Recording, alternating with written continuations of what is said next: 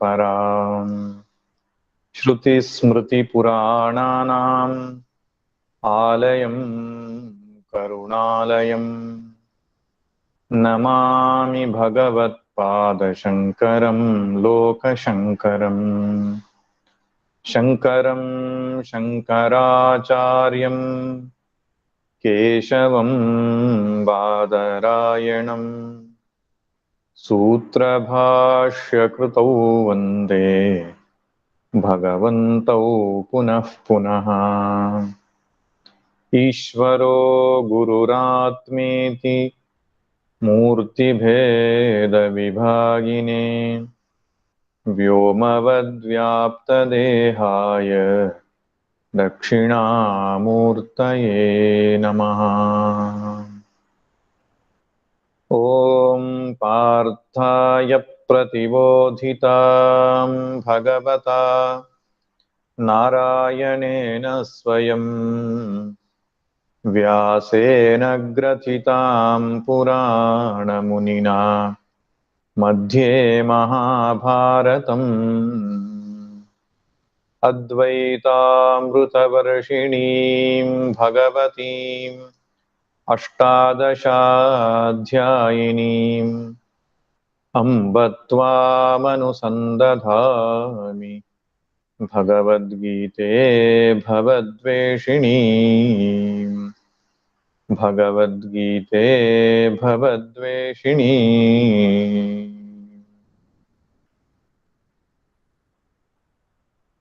हरि ओम। ಶ್ರೀಮದ್ಭಗವದ್ಗೀತೆಯ ಮೂರನೆಯ ಅಧ್ಯಾಯವಾಗಿರತಕ್ಕಂತಹ ಕರ್ಮಯೋಗವನ್ನ ನಾವು ನೋಡ್ತಾ ಇದ್ದೆವು. 30ನೇ ಶ್ಲೋಕದಿಂದ ಆರಂಭ ಮಾಡಿ 35ರ ತನಕ ಭಗವಂತ ಕರ್ಮಯೋಗದ ಸಾರಾಂಶವನ್ನ ತಿಳಿಸಿಕೊಡ್ತಾ ಇದ್ದಾನೆ ಎಂಬುದನ್ನು ನೋಡ್ತಾ ಇದ್ದೆವು. ಮನುಷ್ಯನ ಜೀವನ ವಾಸನಾನುಸಾರಿಯಾಗಿರದೆ ಶಾಸ್ತ್ರಾನುಸಾರಿಯಾಗಿ ಇರಬೇಕು. ವಾಸನಾನುಸಾರಿಯಾದ ಜೀವನಕ್ಕೆ ಪ್ರಕೃತಿಗೆ ವಶವಾದಂತಹ ಜೀವನ ಎಂಬುದು ಹೇಳಲ್ಪಟ್ಟಿದೆ. ಸದೃಶಂ ಚೇಷ್ಟತೆ ಸ್ವಸ್ಯಾಹ ಪ್ರಕೃತೇ ಜ್ಞಾನವಾನಪಿ. ತನ್ನ ಪ್ರಕೃತಿಗೆ ಅನುಗುಣವಾಗಿ ಪ್ರತಿಯೊಬ್ಬರು ವರ್ತಿಸ್ತಾರೆ ಎಂಬುದಾಗಿ ಹೇಳಿದ್ದಾನೆ. ಇಲ್ಲಿ ಪ್ರಕೃತಿ ಎಂಬ ಶಬ್ದಕ್ಕರ್ಥ ವಾಸನೆ ಅಥವಾ ಪೂರ್ವಜನ್ಮದ ಸಂಸ್ಕಾರ ಎಂಬುದಾಗಿ ಕೂಡ ಹೇಳಲ್ಪಡುತ್ತೆ. ಅದು ಪ್ರತಿಯೊಬ್ಬರ ಮನಸ್ಸಿನ ಮೇಲೂ ತನ್ನ ಪ್ರಭಾವವನ್ನು ಬೀರುತ್ತಾ ಇರ್ತದೆ. ಒಂದು ವಸ್ತುವನ್ನು ನಾವು ನೋಡಿದಾಗ ಅದು ಇಷ್ಟವೋ ಅನಿಷ್ಟವೋ ನಮ್ಮ ಸಂಸ್ಕಾರವನ್ನು ಆಶ್ರಯಿಸಿಕೊಂಡಿದೆ. ಕೆಲವರಿಗೆ ಒಂದು ವಸ್ತು ಇಷ್ಟವಾಗುತ್ತೆ, ಕೆಲವರಿಗೆ ಒಂದು ವಸ್ತು ದ್ವೇಷಕ್ಕೆ ಕಾರಣವಾಗುತ್ತೆ. ಈ ರಾಗದ್ವೇಷಕ್ಕೆ ಕಾರಣ ಆಗ್ತಕ್ಕಂತಹ ಮೂಲ ಸಂಗತಿ ಯಾವುದು ಅಂದ್ರೆ ಅವನ ವಾಸನೆ. ಅದನ್ನೇ ಇಲ್ಲಿ ಪ್ರಕೃತಿ ಅಂತ ಕರೆದಿದ್ದಾರೆ. ಆ ಪ್ರಕೃತಿ ಅನ್ನುವಂಥದ್ದು ತುಂಬಾ ಬಲವತ್ತರವಾದ ವಿಷಯ. ಶುಭ ವಾಸನೆ ಅಶುಭ ವಾಸನೆ ಎಂಬುದಾಗಿ 2 ವಿಭಾಗ ಮಾಡ್ತಾರೆ. ಶುಭ ವಾಸನೆ ಇದ್ರೆ ಒಳ್ಳೆಯ ಮಾರ್ಗದಲ್ಲಿ ಅವನನ್ನು ಕರೆದುಕೊಂಡು ಹೋಗುತ್ತೆ. ಅಶುಭ ವಾಸನೆ ಆಗಿದ್ರೆ ದುರ್ಮಾರ್ಗಕ್ಕೆ ಅವನನ್ನು ಪ್ರೇರೇಪಿಸುತ್ತೆ. ಆದ್ದರಿಂದ ಪ್ರಕೃತಿ ಅಥವಾ ಸ್ವಭಾವ ಅಥವಾ ಸಂಸ್ಕಾರ ಅಥವಾ ವಾಸನೆ ಇವುಗಳ ಪ್ರಭಾವ ಒಬ್ಬ ವ್ಯಕ್ತಿಯ ಬದುಕಿನಲ್ಲಿ ತುಂಬಾ ಬಲವತ್ತರವಾಗಿರುತ್ತೆ. ಅಷ್ಟು ಸುಲಭವಾಗಿ ಅದನ್ನ ಬದಲಾಯಿಸಿಕೊಳ್ಳುವುದು ಕಷ್ಟ. ಅದಕ್ಕೆ ನಿಗ್ರಹ ಕಿಂ ಕರಿಷ್ಯತಿ ಅಂತ ಹೇಳ್ತಾನೆ. ತನ್ನ ಮಾತನ್ನೋ ಇನ್ಯಾವುದೋ ಹಿರಿಯರ ಮಾತನ್ನೋ ಅಥವಾ ಶಾಸ್ತ್ರದ ಮಾತನ್ನೋ ಕೇಳಿಸಿಕೊಂಡು ಮನುಷ್ಯ ಅಷ್ಟು ಸುಲಭವಾಗಿ ಪರಿವರ್ತನೆ ಆಗೋದಿಲ್ಲಪ್ಪ.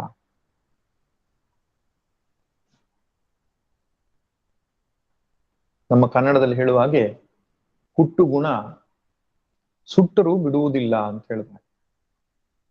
ಹುಟ್ಟು ಗುಣ ಅನ್ನುವಂಥದ್ದು ಬದಲಾವಣೆ ಮಾಡಿಕೊಳ್ಳೋದಕ್ಕೆ ತುಂಬಾ ಪ್ರಯತ್ನ ಪಡಬೇಕಾಗ್ತದೆ. ಶುಭ ವಾಸನೆಯಾದ್ರೆ ಬದಲಾವಣೆ ಮಾಡಿಕೊಳ್ಳೋ ಅವಶ್ಯಕತೆ ಇಲ್ಲ. ಅಶುಭ ವಾಸನೆಯಾದ್ರೆ ತಿದ್ದಿಕೊಳ್ಳಲೇಬೇಕವನು. ಹೇಗೆ ತಿದ್ದುಕೊಳ್ಳುವಂಥದ್ದು?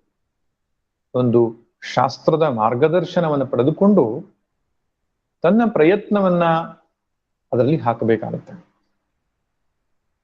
ಮೊದಲನೇ ಸಂಗತಿ ಶಾಸ್ತ್ರದ ಸಂಪರ್ಕಕ್ಕೆ ಬರೋದು. ಮನುಷ್ಯ ತನ್ನನ್ನು ತಿದ್ದುಕೊಳ್ಬೇಕ ಅಂತ ಅನಿಸೋನು ಮಾಡಬೇಕಾದ ಮೊದಲ ಸಂಗತಿಯೇ ಶಾಸ್ತ್ರದ ಸಂಪರ್ಕಕ್ಕೆ, ಮಹಾತ್ಮರ ಸಂಪರ್ಕಕ್ಕೆ ಬರೋದು. ತನ್ನ ಗುಣವನ್ನ ತಾನು ತಿಳಿದುಕೊಳ್ಳುವಂಥದ್ದು. ನನ್ನಲ್ಲಿ ಯಾವುದು ತಪ್ಪು ಇದೆ, ಯಾವುದು ಸರಿ ಇದೆ, ನಾನು ಹೇಗಿರ್ಬೇಕು ಹೇಗಿರಬಾರ್ದು, ತನ್ನನ್ನೇ ತಾನು ಅಧ್ಯಯನ ಮಾಡ್ಕೊಳ್ತಕ್ಕಂಥದ್ದು. ಸ್ವಾಧ್ಯಾಯ ಅಂತ ಹೇಳಿದ್ರೆ ಶಾಸ್ತ್ರ ಗ್ರಂಥಗಳ ಅಧ್ಯಾಯ ಅಂತ ಒಂದು ಅರ್ಥ. ಇನ್ನೊಂದು ಅರ್ಥವನ್ನು ನಾವು ತೆಗಿಬಹುದು, ಸ್ವ ಅಧ್ಯಾಯ. ನನ್ನ ಗುಣಗಳನ್ನೇ ನಾನು ವಿಮರ್ಶೆ ಮಾಡ್ಕೊಳ್ಳುವಂಥದ್ದು. ಅದಕ್ಕೆ ಶಾಸ್ತ್ರ ದರ್ಪಣ ಅಂತ ಹೇಳ್ತಾರೆ. ದರ್ಪಣ ಅಂದ್ರೆ ಕನ್ನಡಿ ಅಂತ.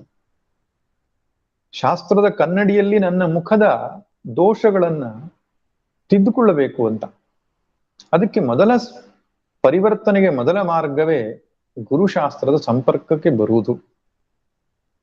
ಸರಿಯಾಗಿ ತನ್ನ ವ್ಯಕ್ತಿತ್ವವನ್ನ ಅರ್ಥ ಮಾಡಿಕೊಳ್ಳೋದು. ರಾಮಾಯಣವಾಗ್ಲಿ, ಮಹಾಭಾರತವಾಗ್ಲಿ, ಭಗವದ್ಗೀತೆಯಾಗ್ಲಿ, ಉಪನಿಷತ್ತುಗಳಾಗ್ಲಿ ಯಾರ ಬಗ್ಗೆಯೂ ಹೇಳ್ತಾ ಇಲ್ಲ, ನಮ್ಮ ಬಗ್ಗೆನೇ ಹೇಳ್ತಾ ಇದೆ.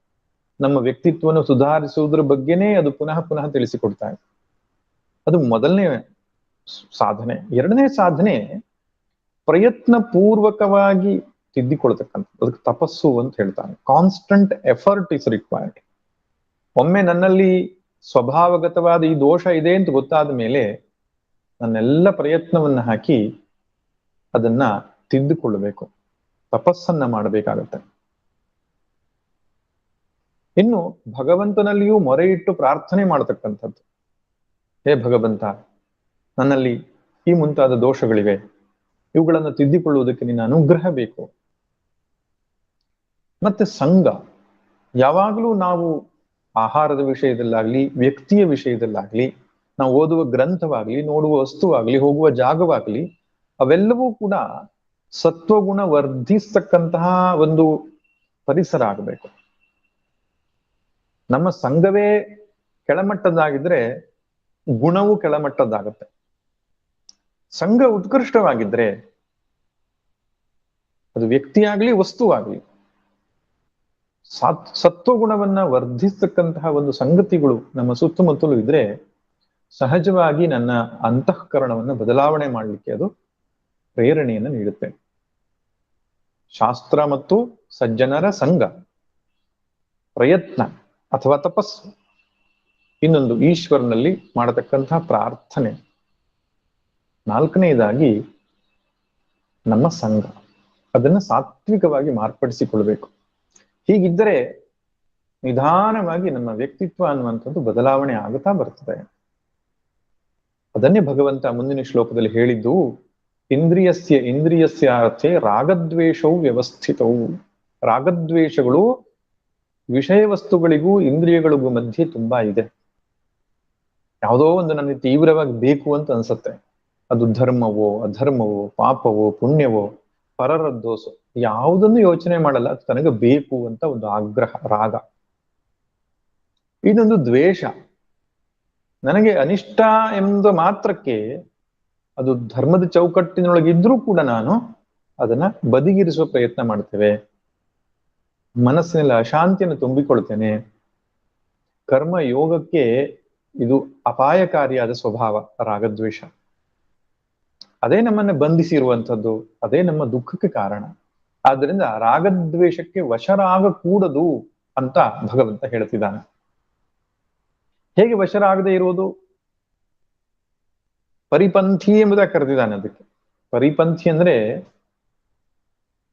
ದಾರಿಯಲ್ಲಿರುವ ಕಳ್ಳರು. ನಾವು ಒಂದೂರಿಂದ ಇನ್ನೊಂದೂರಿಗೆ ಹೋಗುವಾಗ ಈ ದರೋಡೆಕೋರರು, ಕಾಡುಗಳ್ಳರು ಬಂದು ನಮ್ಮ ಸ್ವತ್ತುಗಳನ್ನೆಲ್ಲ ಅಪಹರಿಸ್ತಾರಲ್ಲ, ಹಾಗೆ ಈ ಅಧ್ಯಾತ್ಮ ಪಥದಲ್ಲಿರುವಂತಹ ಕಾಡುಗಳ್ಳರು ಯಾರಪ್ಪ ಅಂದ್ರೆ ಈ ರಾಗದ್ವೇಷಗಳೇ. ಆವಾಗ ನಮ್ಮ ಜೀವನದಲ್ಲಿ ಬಂದು ಪೀಡಿಸ್ತಾ ಇರ್ತಾರೆ. ಇವುಗಳಿಗೆ ನಾವು ವಶರಾಗಬಾರ್ದು. ಹೇಗ್ ಬದುಕನ್ನು ನಡೆಸಬೇಕು? ಶಾಸ್ತ್ರ ಯಾವುದನ್ನು ಸರಿ ಅಂತ ಹೇಳಿದೆ, ಮಹಾತ್ಮರು ಯಾವ ಜೀವನವನ್ನು ನಡೆಸಿದ್ದಾರೆ, ನನ್ನ ಅಂತರಾತ್ಮ ಯಾವುದನ್ನು ಒಪ್ಪುತ್ತೆ, ಅದನ್ನ ನಾವು ಪರಿಪಾಲಿಸಬೇಕು. ಶ್ರುತಿ ಸ್ಮೃತಿ ಸದಾಚಾರ ಸ್ವಸ್ಯ ಚ ಪ್ರಿಯಮಾತ್ಮನಃ, ಈ 4 ಸರಿಯಾದ ಜೀವನವನ್ನು ನಡೆಸೋದಕ್ಕೆ ನಮ್ಗೆ ಮಾರ್ಗದರ್ಶನ. ಯಾವುದು? ಶ್ರುತಿ ಅಂದ್ರೆ ವೇದ, ವೇದವನ್ನೇ ಅನುಸರಿಸಿ ಬರೆದಂತಹ ಸ್ಮೃತಿಗಳು. ಸದಾಚಾರ ಅಂದ್ರೆ ಮಹಾತ್ಮರು ದೊಡ್ಡವರು ನಡೆದ ದಾರಿ, ಅದನ್ನ ನಾವು ಗಮನಿಸಬೇಕು, ಅದರಿಂದ ತಿಳಿದುಕೊಳ್ಬೇಕು. ಇಷ್ಟರೊಟ್ಟಿಗೆ ನಮ್ಮದೇ ಅಂತರಾತ್ಮ ಹೀಗೆ ಮಾಡಬೇಡಪ್ಪ, ಹೀಗೆ ಮಾಡು ಎಂಬುದಾಗಿ ಹೇಳ್ತಾ ಇರುತ್ತೆ, ಅದನ್ನು ಕೇಳಬೇಕು. ಈ ರೀತಿಯಾಗಿ ನಮ್ಮ ಬದುಕನ್ನ ಶುಭವಾದಂತಹ ಮಾರ್ಗದಲ್ಲಿ ನಾವು ಪರಿವರ್ತನೆ ಮಾಡಿಕೊಳ್ಬೇಕು. ಹಾಗೆ ಮಾಡಿಕೊಂಡ್ರೆ ಮಾತ್ರವೇ ಭಗವತ್ ಪ್ರಾಪ್ತಿ ಸಾಧ್ಯವಾಗುವಂಥದ್ದು. ಯಾರು ರಾಗದ್ವೇಷಗಳಿಗೆ ವಶವರ್ತಿಯಾಗಿ ಬದುಕನ್ನು ನಡೆಸ್ತಾರೋ ಅವರು ಪರಧರ್ಮವನ್ನು ಸ್ವೀಕಾರ ಮಾಡ್ತಾರೆ, ಸ್ವಧರ್ಮವನ್ನು ಬಿಡುತ್ತಾರೆ. ಅದು ಆಧ್ಯಾತ್ಮಿಕ ಸಾಧನೆಯ ಜೀವನಕ್ಕೆ ದೊಡ್ಡ ಮಾರಕವಾದ ವಿಷಯ ಎಂಬುದಾಗಿ ಹೇಳ್ತಾನೆ. ತುಂಬಾ ಪ್ರಸಿದ್ಧ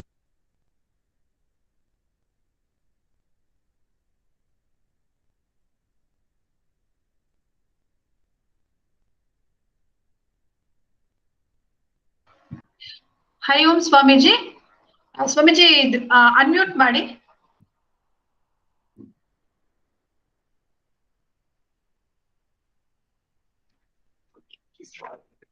ಹರಿ ಓಂ ಸ್ವಾಮೀಜಿ.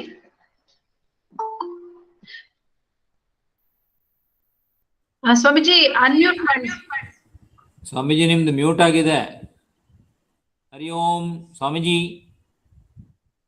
ನಮ್ದು ಮ್ಯೂಟ್ ಆಗಿದೆ.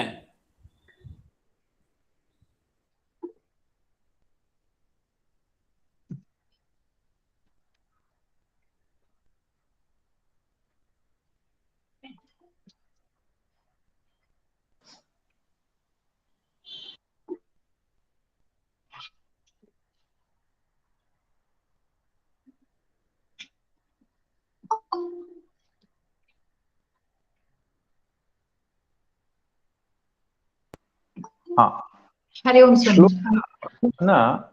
ಈಗ ನೋಡೋಣ. ಶ್ರೇಯಾನ್ ಸ್ವಧರ್ಮೋ ವಿಗುಣಃ ಪರಧರ್ಮಾತ್ ಸ್ವನುಷ್ಠಿತಾತ್. ಚೆನ್ನಾಗಿ ಆಚರಣೆ ಮಾಡಿದ ಪರಧರ್ಮಕ್ಕಿಂತ ಗುಣಮಟ್ಟದಲ್ಲಿ ಕಡಿಮೆಯಾಗಿರುವ ಸ್ವಧರ್ಮವೇ ಮೇಲು ಎಂಬುದಾಗಿ ಹೇಳ್ತಾನೆ. ಸ್ವಧರ್ಮದಲ್ಲಿ ನಿಧನವಾದರೂ ಸರಿ, ಸ್ವಧರ್ಮಾಚರಣೆಯಲ್ಲಿ ಸತ್ತರೂ ಸರಿ, ಪರಧರ್ಮವು ಬೇಡವೇ ಬೇಡ ಅಂತಾನೆ. ಸ್ವಧರ್ಮದಲ್ಲಿ ಸತ್ತರೂ ಶ್ರೇಯಸ್ಕರ, ಆದರೆ ಪರಧರ್ಮವು ಭಯಾನಕ ಎಂಬುದಾಗಿ ಹೇಳ್ತಾನೆ. ಈ ಸ್ವಧರ್ಮ ಪರಧರ್ಮ ಎಂಬ ಶಬ್ದಗಳ ಅರ್ಥ ಹಿಂದೆಯೂ ನಾವು ಚರ್ಚೆ ಮಾಡಿದ್ದೆವು. ಧರ್ಮ ಎಂಬ ಶಬ್ದಕ್ಕೆ ಅರ್ಥ ಶ್ರುತಿ ಸ್ಮೃತಿಗಳಲ್ಲಿ ನಮಗೆ ವಿಧಿಸಿರತಕ್ಕಂಥ ಕರ್ಮಕ್ಕೆ ಧರ್ಮ ಎಂಬುದಾಗಿ ಹೇಳ್ತಾರೆ. ಶಾಸ್ತ್ರ ವಿಹಿತ ಕರ್ಮಕ್ಕೆ ಧರ್ಮ. ಸ್ವಧರ್ಮ ಅಂದ್ರೆ ಅವನವನಿಗೆ ಶಾಸ್ತ್ರ ವಿಹಿತವಾದ ಕರ್ಮಕ್ಕೆ ಸ್ವಧರ್ಮ ಅಂತ. ನಮ್ಮ ಸ್ವಭಾವಕ್ಕೆ ಅನುಗುಣವಾಗಿ ಶಾಸ್ತ್ರವು ಹೀಗೆ ಬದುಕಬೇಕು ಎಂಬುದಾಗಿ ಹೇಳುತ್ತೆ. ಅದು ನಮಗೆ ಸ್ವಧರ್ಮವಾಗ್ತದೆ. ಇನ್ನೊಂದು ದೃಷ್ಟಿಯಲ್ಲಿ ಶಾಸ್ತ್ರ ಯಾವುದನ್ನ ಆಶ್ರಯಿಸಿ ನಮ್ಗೆ ಹೇಳುತ್ತೆ ಅಂದ್ರೆ ನಮ್ಮ ಸ್ವಭಾವನ್ನ ಆಶ್ರಯಿಸಿ ಹೇಳುತ್ತೆ. ನನ್ನಲ್ಲೇನೋ ಒಂದಿಷ್ಟು ಗುಣಗಳಿಂದ ನನ್ನ ಸ್ವಭಾವ ನಿರ್ಮಾಣವಾಗಿರುತ್ತೆ. ಸತ್ವಗುಣ ಆಧಿಕ್ಯ ಇರುವ ಒಂದು ಸ್ವಭಾವ ಒಂದ್ ರೀತಿ, ರಜೋಗುಣ ಆಧಿಕ್ಯ ಇರುವ ಒಂದು ಸ್ವಭಾವ ಒಂದ್ ರೀತಿ, ತಮೋಗುಣ ಇರುವ ಒಂದು ಸ್ವಭಾವ ಒಂದ್ ರೀತಿ. ಆ ಸ್ವಭಾವವನ್ನು ಆಶ್ರಯಿಸಿ ನಿನ್ನ ಕರ್ಮ ಹೀಗಿರಬೇಕು ಎಂಬುದಾಗಿ ಶಾಸ್ತ್ರವು ನಮಗೆ ಹೇಳುತ್ತೆ. ಅದಕ್ಕೆ ಸ್ವಧರ್ಮ ಅಂತ ಹೇಳ್ತಾರೆ.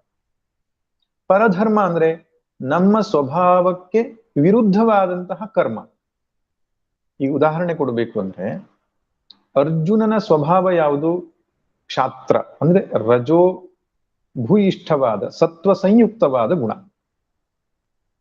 ರಜೋಗುಣವೂ ಇದೆ, ಸತ್ವ ಅದರ ಜೊತೆಗೆ ಸೇರಿಕೊಂಡಿದೆ. ಅದು ಕ್ಷಾತ್ರ ಸ್ವಭಾವ ಅಂತ ಹೇಳ್ತಾನೆ. ಅವನು ಯುದ್ಧರಂಗವನ್ನ ಬಿಟ್ಟು ಕಾಡಿಗೆ ಹೋಗಿ ತಾನು ತಪಸ್ಸನ್ನ ಆಚರಣೆ ಮಾಡ್ತೇನೆ, ಭಿಕ್ಷಾಚರಣೆಯನ್ನು ಮಾಡ್ತೇನೆ ಎಂಬುದಾಗಿ ಹೇಳ್ತಿದ್ದಾನೆ. ಅವನ ಸ್ವಭಾವ ಅನ್ನೋದು ಕ್ಷಾತ್ರ. ಈಗ ಆಯ್ದುಕೊಳ್ತಾ ಇರತಕ್ಕಂತಹ ಕರ್ಮ ಅದು ಬ್ರಹ್ಮ ಕರ್ಮ. ಅದು ಸ್ವಾಧ್ಯಾಯ, ಪ್ರವಚನ, ತಪಸ್ಸು ಇದಕ್ಕೆ ಮೀಸಲಾಗಿಟ್ಟಂತಹ ಒಂದು ಆಶ್ರಮ ಮತ್ತು ವರ್ಣ ಬೇರೆ. ಅದೇ ಕ್ಷತ್ರಿಯನಾಗಿ ವಾನಪ್ರಸ್ಥಿಯಾಗಿದ್ರೆ ಅವನು ತಪಶ್ಚರ್ಯೆಯಲ್ಲಿ ಇರಬಹುದಿತ್ತು. ಅವನು ವಾನಪ್ರಸ್ಥಿ ಅಲ್ಲ, ಗೃಹಸ್ಥನಾಗಿದ್ದಾನೆ, ಕ್ಷತ್ರಿಯನಾಗಿದ್ದಾನೆ. ಈಗ ಅವನಿಗೆ ಕರ್ಮ ಆಚರಣೆಯೇ ಸ್ವಧರ್ಮವಾಗಿದೆ, ಯುದ್ಧ ಮಾಡುವುದೇ ಸ್ವಧರ್ಮವಾಗಿದೆ. ಅವನ ಒಂದೊಮ್ಮೆ ಯುದ್ಧರಂಗವನ್ನು ಬಿಟ್ಟು ಹೃಷಿಕೇಶಕ್ಕೆ ಹೋಗಿ ತಪಸ್ಸನ್ನ ಆಚರಣೆ ಮಾಡ್ತೇನೆ ಅಂತ ಕೂತ್ಕೊಂಡ್ರೆ ಅಲ್ಲಿ ಸನ್ಯಾಸಿಗಳ ಒಂದು ಸಂಘವನ್ನ ಮಾಡ್ಬೋದು. ಅವನು ಋಷಿಕೇಶ್ ಸನ್ಯಾಸಿ ಅಸೋಸಿಯೇಷನ್ ಅಂತ, RSA, ಋಷಿಕೇಶ್ ಸನ್ಯಾಸಿ ಅಸೋಸಿಯೇಷನ್ ಅಂತ ಮಾಡಿಕೊಂಡು ಎಲ್ಲ ಸನ್ಯಾಸಿಗಳನ್ನು ಕಲೆ ಹಾಕಿ ಗೌರ್ಮೆಂಟ್ ಅಲ್ಲಿ ಸನ್ಯಾಸಿಗಳಿಗೆ ರಿಸರ್ವೇಶನ್ ಕೊಡಬೇಕು ಎನ್ನುವ ಆಗ್ರಹ ಮಾಡುವ ಒಂದು ಹರ್ತಾಳಗಳನ್ನು ಮಾಡ್ಬೋದು. ಯಾಕೆ? ಕ್ಷಾತ್ರ ಸ್ವಭಾವ ಅದು. ಎಲ್ಲಿಗೆ ಹೋದ್ರು ಬಿಡಲ್ಲ ಅದು. ಕೆಲವೊಂದು ಆಶ್ರಮಗಳಲ್ಲಿ ಸಾಧನೆ ಮಾಡ್ಲಿಕ್ಕೆ ಅಂತ ಹೋಗ್ತಾರೆ ಉತ್ತರ ಭಾರತಗಳಲ್ಲಿ. ಇಲ್ಲಿ ಏನ್ ಕೆಲಸ ಮಾಡ್ತೀರೋ ಅಲ್ಲಿ ಅದೇ ಕೆಲಸ ಮಾಡ್ತಿರ್ತಾರೆ ಅವರು.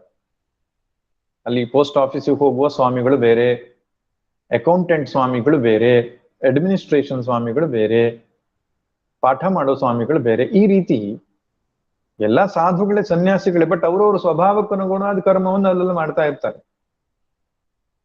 ಹೀಗಾಗುತ್ತದೆ ಅಂತ ದ್ರೋಣಾಚಾರ್ಯರು ಕೂಡ ಮಾಡಿದ್ದದೇ ಅಲ್ವೇ? ಬ್ರಾಹ್ಮಣ ಸ್ವಭಾವವನ್ನ ಹೊಂದಿರುವ ದ್ರೋಣಾಚಾರ್ಯರು ಕೇವಲ ದ್ವೇಷದಿಂದರಾಗಿ, ದ್ರುಪದನ ಮೇಲೆ ದ್ವೇಷದಿಂದಾಗಿ ಅವನನ್ನು ಹೆಡೆಮುರಿ ಕಟ್ಟಿ ನನ್ನ ಮಂಚದ ಕಾಲಕ್ಕೆ ಕಟ್ಟಿಸ್ತೇನೆ ಅಂತ ಪ್ರತಿಜ್ಞೆಯನ್ನು ಮಾಡಿ ಅರ್ಜುನನಿಗೆ ತರಬೇತಿಯನ್ನು ಕೊಟ್ಟು ಅವನ ಕೈಯಿಂದ ದ್ರುಪದನನ್ನ ಸೋಲಿಸಿದರು. ಆ ಕ್ಷಾತ್ರ ಸ್ವಭಾವವನ್ನ ತನ್ನೊಳಗೆ ಮೈಗೂಡಿಸಿಕೊಂಡ್ರು. ತಾನು ಸ್ವಧರ್ಮವನ್ನು ಬಿಟ್ಟರು.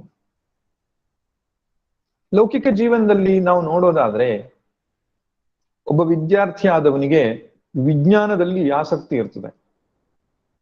ಅವನು ಬೇರೆ ಯಾವುದೋ ವಿಷಯವನ್ನು ಅಧ್ಯಯನ ಮಾಡ್ತಾನೆ, ಕೆಲಸ ಇನ್ಯಾವುದೋ ಕ್ಷೇತ್ರದಲ್ಲಿ ಮಾಡ್ತಾನೆ.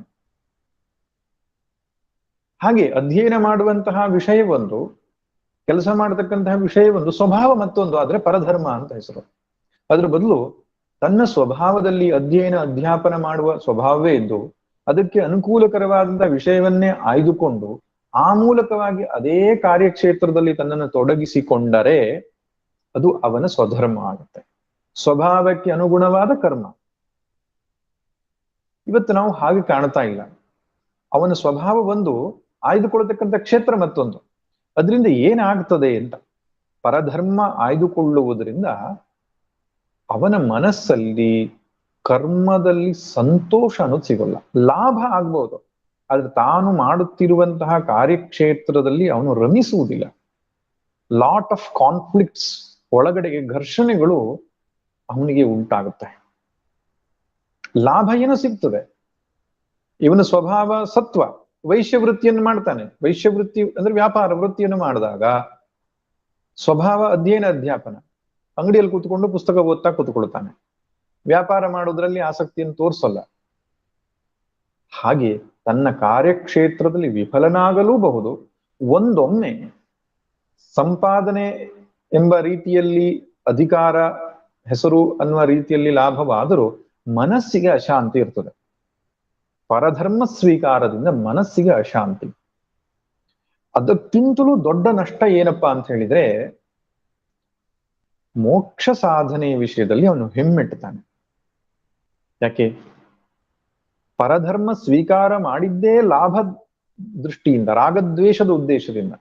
ರಾಗ ಅಂದ್ರೆ ಯಾವುದೋ ಒಂದು ಲಾಭ ಆಗ್ತದೆ, ದ್ವೇಷ ಅಂದ್ರೆ ಯಾರನ್ನೋ ನಾನು ದ್ವೇಷ ಮಾಡ್ತೇನೆ, ಆ ಕಾರಣದಿಂದಾಗಿ ಪರಧರ್ಮ ಸ್ವೀಕಾರ ಮಾಡಿದ್ದು. ಆ ಕಾರಣ ಎಲ್ಲಿವರೆಗೆ ಇರ್ತದೋ ಪರಧರ್ಮವನ್ನ ಅವನು ಮುಂದುವರಿಸ್ಕೊಂಡು ಹೋಗ್ತಾನೆ. ಆಗ ತನ್ನ ವ್ಯಕ್ತಿತ್ವದಲ್ಲಿ ಪರಿವರ್ತನೆ ಮಾಡಿಕೊಳ್ತಕ್ಕಂತಹ ಈಶ್ವರಾರ್ಪಣ ಬುದ್ಧಿಯಿಂದ ಕರ್ಮ ಮಾಡತಕ್ಕಂತಹ ಅವಕಾಶಗಳು ಅವನಿಗೆ ತೀರ ಕಡಿಮೆ ಇರ್ತದೆ. ಆದ್ರಿಂದ ನಮ್ಮ ಮಕ್ಕಳನ್ನು ಬೆಳೆಸುವಾಗ, ನಮ್ಮ ಮಕ್ಕಳಿಗೆ ಕ್ಷೇತ್ರವನ್ನ ಆಯ್ದುಕೊಡುವಾಗ ಅವರು ಸ್ವಭಾವವನ್ನ ಯೋಚನೆ ಮಾಡಿ ಆ ಕ್ಷೇತ್ರದಲ್ಲಿ ಅವನು ಮುಂದುವರಿಸಬೇಕು. ನಮ್ಮಲ್ಲಿ ಒಂದು ಕೆಟ್ಟ ಸಂಪ್ರದಾಯ ಯೋಚನೆ ಇದೆ, ಏನಂದ್ರೆ ಕೆಲವು ಕರ್ಮಗಳು ಕನಿಷ್ಠ, ಕೆಲವು ಕರ್ಮಗಳು ಜ್ಯೇಷ್ಠ ಅಂತ. ಗೃಹಿಣಿ ಆಗಿರೋದು, ಟೀಚರ್ ಆಗಿರೋದು, ಮತ್ತೊಂದಾಗಿರೋದು, ಅದೆಲ್ಲ ಪ್ರಯೋಜನಕ್ಕೆ ಬಾರದ ಕೆಲಸಗಳು. ದೊಡ್ಡದೇನೊಬ್ಬರು IAS ಆಫೀಸರ್ ಆಗೋದು, ಇಂಜಿನಿಯರ್, ಸಾಫ್ಟ್ವೇರ್ ಇಂಜಿನಿಯರ್ಸ್ ಆಗೋದು, ಮತ್ತೊಂದು ಇನ್ನೇನೋ ಆಗೋದು ದೊಡ್ಡದು. ಅದಕ್ಕೆ ದೊಡ್ಡದನ್ನು ಪಡ್ಕೊಳ್ಬೇಕು ನಾವು ಅಂತ. ನಿಶ್ಚಿತವಾಗಿ ಅದು ತಪ್ಪು. ಯಾವ ಮನುಷ್ಯನಿಗೆ ಯಾವ ಸ್ವಭಾವ ಇದೆಯೋ ಆ ಕ್ಷೇತ್ರದಲ್ಲಿಯೇ ಅವನು ಚೆನ್ನಾಗಿ ಮಾಡಿದರೆ ಯಶಸ್ಸು, ಕೀರ್ತಿ, ಮನಃಶಾಂತಿ, ಒಟ್ಟಿಗೆ ಅಧ್ಯಾತ್ಮ ಪ್ರಗತಿ ಕೂಡ ಅವನಿಗೆ ಲಾಭ ಆಗುತ್ತೆ. ಇದೇ ಸ್ವಧರ್ಮದ ರಹಸ್ಯ. ಅದನ್ನೇ ಭಗವಂತ ಹೇಳ್ತಾ ಇರೋದು. ಚೆನ್ನಾಗಿ ಆಚರಣೆ ಮಾಡಿದ ಪರಧರ್ಮಕ್ಕಿಂತ, ಅಂದ್ರೆ ಒಬ್ಬ ವ್ಯಕ್ತಿ ತನ್ನ ಸ್ವಭಾವಕ್ಕೆ ಅನುಗುಣವಲ್ಲದ ಇನ್ನೊಂದು ಕರ್ಮವನ್ನ ಇಟ್ಕೊಳ್ತಾನೆ, ಚೆನ್ನಾಗಿಯೇ ಮಾಡ್ತಾನೆ ಅದನ್ನ ಅಂತ ಇಟ್ಟುಕೊಳ್ತಾನೆ. ಅದಕ್ಕಿಂತ ಚೆನ್ನಾಗಿ ಮಾಡ್ಲಿಕ್ಕೆ ಆಗದೇ ಇದ್ರೂ ತೊಂದರೆ ಇಲ್ಲ, ತನ್ನ ಗುಣಕ್ಕೆ ಅನುಗುಣವಾದಂತಹ ಒಂದು ಕರ್ಮವನ್ನು ಆಯ್ದುಕೊಂಡ್ರೆ ಅದೇ ಮೇಲು ಅಂತ. ಯಾಕೆ ಹೀಗೆ ಹೇಳ್ತಿದ್ದಾನೆ ಅಂದ್ರೆ, ಆ ಸ್ವಧರ್ಮಕ್ಕೆ ಅನುಗುಣವಾದ ಕರ್ಮದಲ್ಲಿ, ಸ್ವಗುಣಕ್ಕೆ ಅನುಗುಣವಾದ ಕರ್ಮದಲ್ಲಿ ಅಧ್ಯಾತ್ಮ ಪ್ರಗತಿ ಸಾಧ್ಯ. ಇಲ್ಲಿ ರಾಗದ್ವೇಷಗಳಿರುವುದಿಲ್ಲ, ಮನಸ್ಸಮಾಧಾನ, ಮನಃಶಾಂತಿಯಿಂದ ಕರ್ಮವನ್ನು ಮಾಡ್ತಾನೆ. ಇಷ್ಟ ಅಂತಿದ್ರೆ ಅದನ್ನ ಎಂಜಾಯ್ ಮಾಡ್ತಾನೆ. ಅಧ್ಯಯನ ಅಧ್ಯಾಪನ ತುಂಬಾ ಖುಷಿ ಕೊಡೋ ಕೆಲಸ, ಅದನ್ನ ಯೋಗ ಬುದ್ಧಿಯಿಂದ ಮಾಡ್ಲಿಕ್ಕೆ ಆಗತ್ತೆ ಅವನಿಗೆ. ಅದ್ರ ಬದಲು ಕೇವಲ ಹಣಕ್ಕಾಗಿ ಒಬ್ಬನು ಟೀಚರ್ ಆಗಿದ್ದಾನೆ ಅಂತಿದ್ರೆ, ಒಂದು ಸುಮ್ಮನೆ ಎಕ್ಸಾಂಪಲ್ ಕೊಡ್ತಿದ್ದೇನೆ ನಾನು, ಎಲ್ರೂ ಹಾಗಿಲ್ಲ, ಉತ್ತಮ ಶಿಕ್ಷಕರು ಇದ್ದಾರೆ ಪ್ರಪಂಚದಲ್ಲಿ. ಆ ರೀತಿಯಾಗಿ ಬರೀ ಹಣಕ್ಕೋ ಅಥವಾ ಬೇರೆ ಯಾವುದೋ ಉದ್ದೇಶಕ್ಕೋ ಒಂದು ಪ್ರೊಫೆಷನ್ ಆಯ್ಕೆ ಮಾಡ್ಕೊಂಡ ಅಂದ್ರೆ ಅದರಲ್ಲಿ ಸಮತ್ವ ಬುದ್ಧಿ, ರಾಗದ್ವೇಷ ರಹಿತನಾಗಿ ತೊಡಗಿಸಿಕೊಳ್ಳಿಕ್ಕಾಗಲ್ಲ. ಯಾಕಂದ್ರೆ ಫಲಾಪೇಕ್ಷೆಯೇ ಅವನ ಉದ್ದೇಶವಾಗಿದೆ. ಇದು ಗಮನಿಸಬೇಕಾದ ಅಂಶ. ಅದಕ್ಕೆ ಸ್ವಧರ್ಮ ಅನ್ನುವಂಥದ್ದು ಬಹಳ ಮುಖ್ಯ. ಅದಕ್ಕೆ ಒಂದು ತಮಾಷೆಯಾಗಿ ಕಥೆ ಹೇಳ್ತಾರೆ. ಒಬ್ಬ ಅಗಸ ಒಂದು ಕತ್ತೆಯನ್ನ, ನಾಯಿಯನ್ನ ಸಾಕಿದ್ನಂತೆ. ಕತ್ತೆಗೆ ಸ್ವಲ್ಪ ಜಾಸ್ತಿ ಆಹಾರ ಕೊಡ್ತಾ ಇದ್ದ, ಯಾಕಂದ್ರೆ ಭಾರ ಹೊರ್ತಾ ಇತ್ತು ಅಂತ. ನಾಯಿ ಪಾಪ ಅದ್ರ ಜೊತೆಗೆ ಓಡಾಡ್ತಾ ಇತ್ತು. ಕತ್ತೆ ಒಟ್ಟಿಗೆ, ಅಗಸನೊಟ್ಟಿಗೆ ಒಂದು ನಾಯಿ ಓಡಾಡ್ತಾ ಇತ್ತು. ಅದು ಸ್ವಲ್ಪ ಆಹಾರ ಕಡಿಮೆ ಕೊಡ್ತಿದ್ದ ಅಂತ ಸಿಟ್ಟಿತ್ತಂತೆ ಅಗಸನ ಮೇಲೆ. ಒಂದು ರಾತ್ರಿ ಕತ್ತೆ, ನಾಯಿ ಹೊರಗೆ ಮಲ್ಕೊಂಡಿವೆ, ಅಗಸ ಮನೆ ಒಳಗೆ ಮಲ್ಕೊಂಡಿದ್ದಾನೆ. ಅಷ್ಟೊತ್ತಿಗೆ ಒಬ್ಬ ಕಳ್ಳ ಬರ್ತಾನೆ. ಕಳ್ಳ ಬಂದದ್ದು ನೋಡಿ ಕತ್ತೆ ಹೇಳುತ್ತಂತೆ, ಮೆತ್ತಗೆ ಹೇಳುತ್ತೆ ನಾಯಿಗೆ, ಕಳ್ಳ ಬಂದಿದ್ದಾನೆ, ಬೊಗಳು, ಯಜಮಾನ ಎಬ್ಸು ಅಂತ. ನಾಯಿ ಹೇಳುತ್ತಂತೆ, ಅವನು ಸರಿ ಇಲ್ಲ ಪಾರ್ಟಿ ಅಗಸ, ನಾನು ಎಬ್ಸಲ್ಲ ಅವನನ್ನ, ನೀನ್ ಸುಮ್ಮನೆ ಮಲ್ಕೋ, ನಾನು ಸುಮ್ಮನೆ ಮಲ್ಕೊಳ್ತೇನೆ, ಈ ಕಳ್ಳ ಬೇಕಾದ್ ಮಾಡ್ಕೊಂಡು ಹೋಗ್ಲಿ, ಅವನಿಗೆ ಹಂಗೆ ಆಗ್ಬೇಕು ಅಗಸ್ನಿಗೆ ಅಂತ ಹೇಳ್ತದೆ ನಾಯಿ. ಆಗ ಕತ್ತೆ ಹೇಳುತ್ತಂತೆ, ನೋಡು ನೀನ್ ತಪ್ಪು ಮಾಡ್ತಾ ಇದ್ದೀಯಾ, ನಿನ್ ಕೆಲ್ಸ ಅದು ಕೂಗೋದು, ಕೂಗ್ಬೇಕು ನೀನು, ಅದಕ್ಕೋಸ್ಕರ ನೀನನ್ನು ಸಾಕಿದ್ದು ಅಂತ. ನಾಯಿ ಹೇಳ್ತಂತೆ, ನನ್ನ ಕೆಲ್ಸ ಎಷ್ಟೊತ್ತಿಗೆ ಮಾಡ್ಬೇಕು, ಹೇಗ್ ಮಾಡ್ಬೇಕು ನಂಗೆ ಬಿಟ್ಟಿದ್ದು, ಹೆಚ್ಚು ಕಡಿಮೆ ಆಗಿ ಶಿಕ್ಷೆ ಆಗೋದು ನನಗೆ, ನೀನ್ ತಲೆ ಕೆಡ್ಸ್ಕೋಬೇಡ, ನೀ ಸುಮ್ಮನೆ ಮಲ್ಕೋ ಅಂತಂತೆ. ಕತ್ತೆ ಹೇಳ್ತಂತೆ, ನೀನ್ ಕೂಗುದಿದ್ರೆ ನಾನು ಕೂಗ್ತೇನೆ ಅಂತ. ನಾಯಿ ಹೇಳ್ತಂತೆ, ಬೇಕಾದ್ ಮಾಡ್ಕೋ ನೀನು ಅಂತ ಮಲ್ಕೊಂಡ್ ಬಿಡ್ತಂತೆ ನಾಯಿ. ಕತ್ತೆ ಸರಿ, ಯಜಮಾನಿಗೆ ಮೋಸ ಆಗ್ಬಾರ್ದು ಅಂತ ಕೂಗ್ತಂತೆ ಜೋರಾಗಿ. ಕತ್ತೆ ಕೂಗಿದ ತಕ್ಷಣ ಕಳ್ಳ ಅಡಗಿ ಬಿಟ್ಟ. ಅಗಸ ಬಾಗಲ್ ತೆಗೆದು ಬಂದು ನೋಡ್ದ, ಕತ್ತೆ ಸುಮ್ಮನೆ ಕೂಗ್ತಾ ಇದೆ, ಏನು ಸಮಸ್ಯೆ ಏನೋ ಅಂತ ಹೇಳ್ಕೊಂಡು ಬಂದು ಮತ್ತೆ ಬಾಗಲ್ ಹಾಕೊಂಡು ಒಳಗೋಗಿ ಮಲ್ಕೊಂಡ. ಸ್ವಲ್ಪ ಹೊತ್ತಾಯ್ತು, ಮತ್ತೆ ಕಳ್ಳ ಕಾಣಿಸ್ಕೊಂಡ. ಕತ್ತೆ ಪುನಃ ನಾಯಿಗೆ ಹೇಳ್ತು, ಕೂಗು ಇವಾಗ. ನಾಯಿ ಹೇಳುತ್ತೆ, ಇಲ್ಲ ನಾನು ಕೂಗಲ್ಲ, ಬೇಕಾದ್ರೆ ನೀನ್ ಕೂಗು ಅಂತ. ಅತ್ತೆ ಮತ್ತೆ ಕೂಗಿತು, ಕಳ್ಳ ಅಡ್ಕೊಂಡ. ಅಷ್ಟೊತ್ತಿಗೆ ಅಗಸ ಮನೆಯಿಂದ ಹೊರಗಡೆ ಬಂದು ನೋಡ್ತಾನೆ, ಈ ಕತ್ತೆ, ಸೊಕ್ಕಿನ ಕತ್ತೆಗೆ ತಿಂದದ್ದು ಜಾಸ್ತಿ ಆಗಿದೆ ಅಂತ ಒಂದು ಕೋಲ್ ಹಿಡ್ಕೊಂಡು ಚೆನ್ನಾಗಿ ನಾಲ್ಕು ಹೊಡೆದು ಬಿಟ್ನಂತ. ಹೊಡೆದ್ ಬಿಟ್ಟು ಬಾಗಿಲು ಹಾಕೊಂಡು ಒಳಕ್ ಹೋದ. ಅಷ್ಟೊತ್ತಿಗೆ ನಾಯಿ ಹೇಳ್ತಂತ, ಸ್ವಧರ್ಮೇ ನಿಧನಂ ಶ್ರೇಯ ಪರಧರ್ಮೋ ಭಯಾವಹ.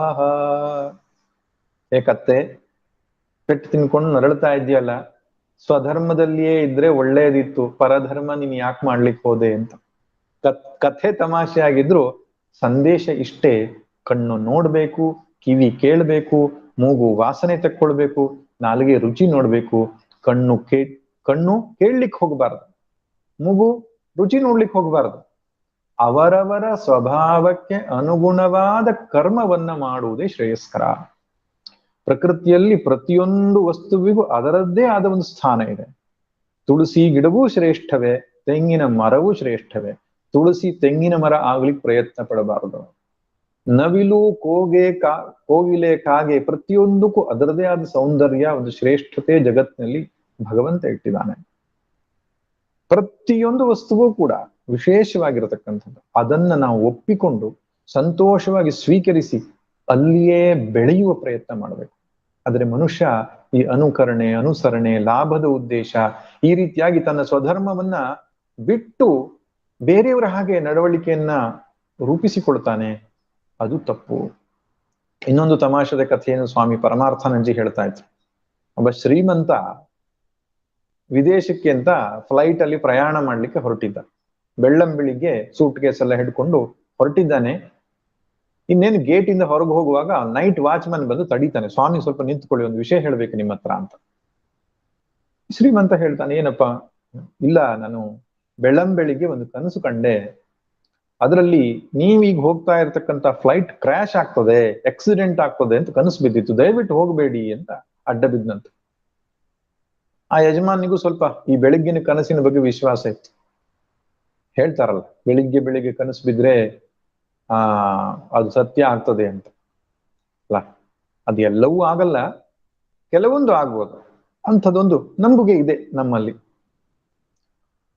ಅವನು ನಂಬಿದಾನೆ, ಬೆಳಿಗ್ಗೆ ಬೀಳುವ ಕನಸು ಸತ್ಯ ಆಗ್ತದೆ ಅಂತ ಆ ಯಜಮಾನಿಗೆ ನಂಬಿಕೆ ಇತ್ತು.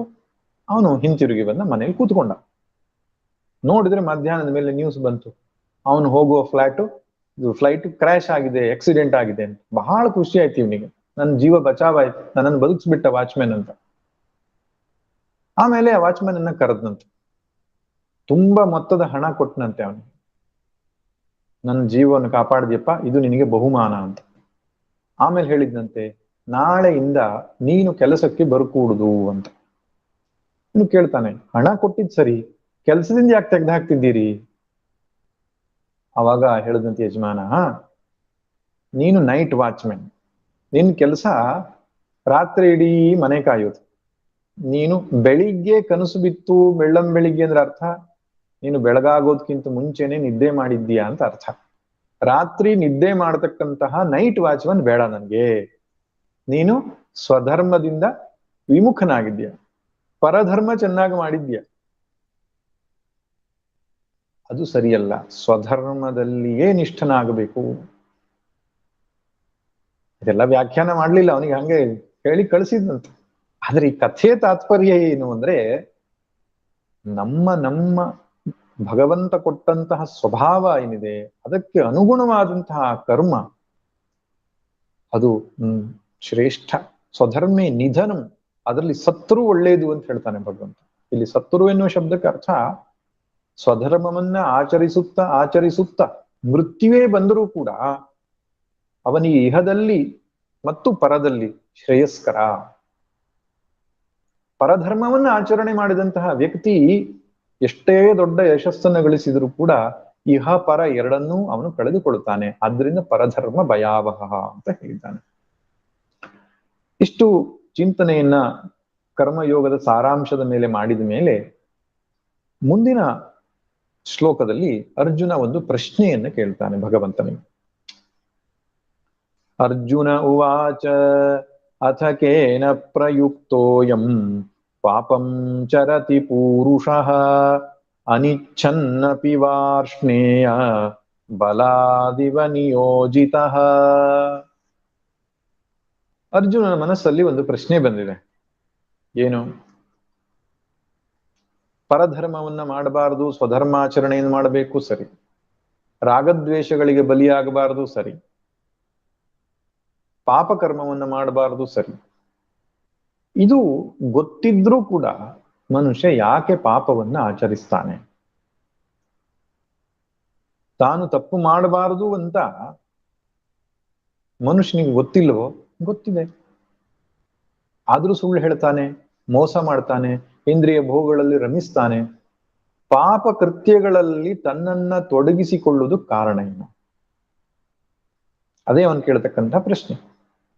ಅಥ ಅಂದ್ರೆ ಈಗ ಅಥ ಅನ್ನೋದಕ್ಕೆ ಟಾಪಿಕ್ ಚೇಂಜ್, ಹೊಸ ವಿಷಯ ಅಂತ. ಈ ಶ್ಲೋಕದಿಂದ ಆರಂಭ ಮಾಡಿ 36ನೇ ಶ್ಲೋಕದಿಂದ ಆರಂಭ ಮಾಡಿ ಅಧ್ಯಾಯದ ಕೊನೆಯ ತನಕ ಅಂದ್ರೆ 43 ಶ್ಲೋಕದವರೆಗೂ ಕೂಡ ಇದೇ ವಿಷಯ ಮುಂದುವರಿಯುತ್ತೆ. ಇದು ಕರ್ಮಯೋಗಕ್ಕೆ ಒದಗುವ ವಿಘ್ನದ ನಿವಾರಣೆಗೆ ಭಗವಂತ ಕೊಡತಕ್ಕಂಥ ಮಾರ್ಗದರ್ಶನ. ಕರ್ಮಯೋಗದ ಮಾರ್ಗದಲ್ಲಿರುವ ವಿಘ್ನದ ನಿವಾರಣೆ. ಕರ್ಮಯೋಗದ ಮಾರ್ಗದಲ್ಲಿರುವ ವಿಘ್ನ ಯಾವುದಪ್ಪ ಅಂದ್ರೆ ಕಾಮಕ್ರೋಧಾದಿಗಳು. ಅವುಗಳ ನಿವಾರಣೆ ಮಾಡತಕ್ಕಂತಹ ಉಪಾಯವನ್ನು ತಿಳಿಸ್ತಾನೆ. ಅದಕ್ಕೆ ಕಾರಣವಾದ್ದು ಅರ್ಜುನ ಪ್ರಶ್ನೆ. ಕೇನ ಪ್ರಯುಕ್ತ ಅಯಂ ಪುರುಷ ಪಾಪಂ ಚರತಿ? ಯಾವುದರಿಂದ ನಿಯುಕ್ತನಾಗಿ ಪ್ರೇರಣೆಯನ್ನ ಪಡೆದುಕೊಂಡು ಈ ಪುರುಷನು ಪಾಪವನ್ನ ಮಾಡುತ್ತಾನೆ? ಇಲ್ಲಿ ಪೂರುಷಃ ಎಂಬ ಶಬ್ದ ಬಳಸಿದ್ದಾರೆ. ಪೂರುಷಃ ಅಂದ್ರೂ ಒಂದೇ, ಪುರುಷಃ ಅಂದ್ರೂ ಒಂದೇ. ಪುರುಷನು ಪಾಪವನ್ನ ಯಾಕೆ ಮಾಡ್ತಾನೆ? ಇಲ್ಲಿ ಸ್ತ್ರೀಯರು ಮಾಡೋಲ್ವಾ? ಹಂಗಾದ್ರೆ ಪುರುಷರ ಬಗ್ಗೆನೇ ಹೇಳಿದ್ದಾನಲ್ಲ ಅಂದ್ರೆ ಹಾಗಲ್ಲ. ಪುರುಷಃ ಅನ್ನುವ ಶಬ್ದಕ್ಕೆ ಅರ್ಥ ಜೀವರು ಅಂತ ಅರ್ಥ. ಪುರಿಶೇತೆ ಇತಿ ಪುರುಷಃ. ಯಾವ ಜೀವಾತ್ಮನು ಈ ನವದ್ವಾರೇ ಪುರೇ ದೇಹಿ, ನವದ್ವಾರದ ಪುರದಲ್ಲಿ ವಾಸಿಸುತ್ತಿದ್ದಾನಲ್ಲ, ಆ ಜೀವಾತ್ಮನಿಗೆ ಹೆಸರು ಪುರುಷ. ಈ ದೇಹವೇ ಒಂದು ಪುರ, ಆ ಪುರದೊಳಗಿರತಕ್ಕಂತಹ ಒಬ್ಬ ರಾಜ ಇದ್ದ ಹಾಗೆ ಜೀವಾತ್ಮ. ಆದ್ದರಿಂದ ಅವನಿಗೆ ಪುರುಷ ಅನ್ನೋ ಶಬ್ದ. ಪುರುಷ ಅಂದ್ರೆ ಸ್ತ್ರೀಯೂ ಕೂಡ ಪುರುಷವೇ. ಯಾಕಂದ್ರೆ ಜೀವಾತ್ಮರು ಯಾರ್ಯಾರಿದ್ದಾರೋ ಅವರೆಲ್ಲರೂ ಪುರುಷ ಅಂತ. ಪುರುಷ ಸ್ತ್ರೀ ಎಲ್ಲರೂ ಪುರುಷರೇ. ಒಮ್ಮೊಮ್ಮೆ ಈ ಶಬ್ದಗಳೆಲ್ಲ ಸರಿಯಾಗಿ ಅರ್ಥವಾಗದಿದ್ರೆ ಅದು ತಪ್ಪು ಮಾರ್ಗದರ್ಶನ ಮಾಡಿದಾಗ ಆಗುತ್ತೆ. ಈ ಪುರುಷ ಸೂಕ್ತ ಅಂತಿದೆ, ಕೆಲವರು ತಪ್ಪು ತಿಳ್ಕೊಳ್ಳೋದು. ಪುರುಷ ಸೂಕ್ತ ಅಂದ್ರೆ ಇದ್ರ ಗಂಡಸರು ಹೇಳ್ತಕ್ಕಂಥ ಅಥವಾ ಗಂಡಸರಿಗಾಗಿರೋ ಸೂಕ್ತ, ಅದಕ್ಕೆ ಇನ್ನೊಂದು ಸ್ತ್ರೀ ಸೂಕ್ತ ಅಂತ ಮಾಡ್ಬಿಟ್ಟಿದ್ದಾರೆ. ಪುರುಷ ಅಂದ್ರೆ ಗಂಡಸು ಅಂತ ಮಾಡ್ಕೊಂಡು ಸ್ತ್ರೀ ಸೂಕ್ತ ಅಂದ್ರೆ ಹೆಂಗಸರಿಗೆ ಅಂತ.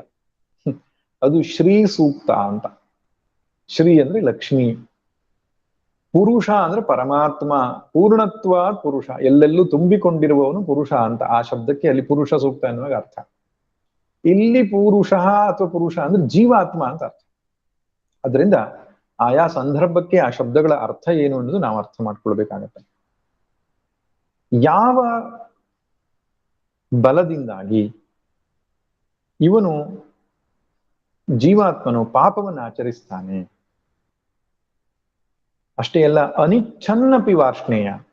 ಹೇ ವಾರ್ಷ್ಣೇಯ, ವೃಷ್ಣಿ ವಂಶದಿಂದ ಹುಟ್ಟಿದವನೇ ಶ್ರೀಕೃಷ್ಣನೇ.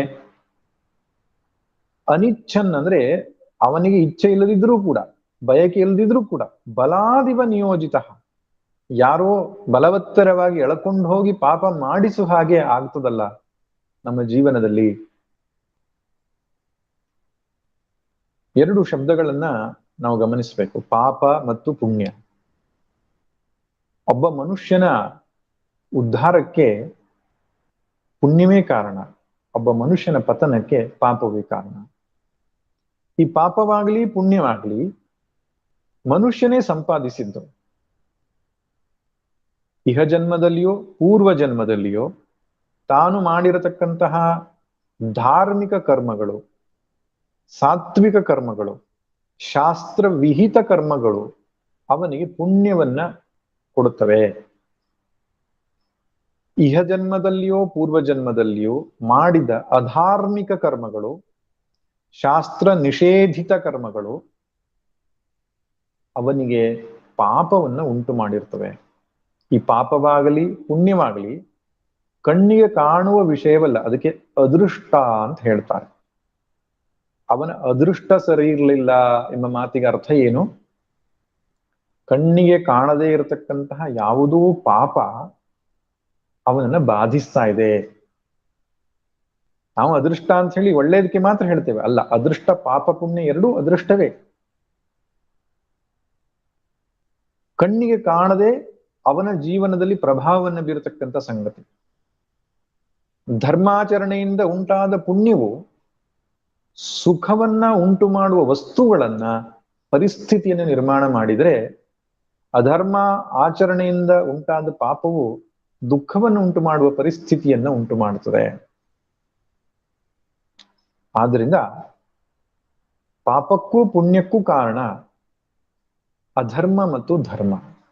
ಇಲ್ಲಿ ಯಾವ ಕಾರಣದಿಂದ ಮನುಷ್ಯನು ಅಧರ್ಮವನ್ನು ಮಾಡುತ್ತಾನೆ ಅಂತ ಕೇಳಬಹುದಿತ್ತು, ಆದ್ರೆ ಪಾಪವನ್ನು ಮಾಡುತ್ತಾನೆ ಅಂತ ಕೇಳಿದ್ದಾನೆ.